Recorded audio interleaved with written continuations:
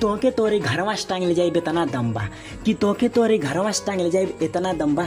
एक करे जा तू राजभर जी के मालव यही से तुहार जवानिया बम्बा।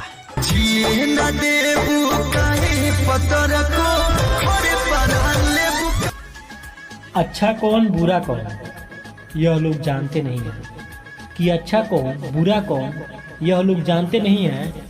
और चौहान जी हैं बेटा, बात अगर इनकी इज्जत पे आ जाए तो बिना हाथ पैर तोड़े मानते नहीं।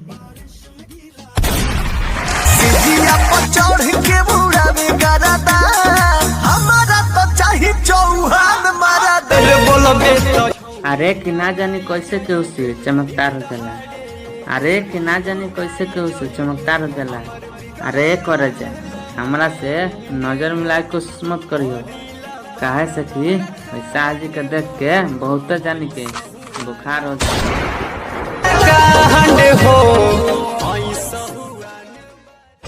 अरे बरत रहल दिया ओकरा का फूक के हम बुता दहनी।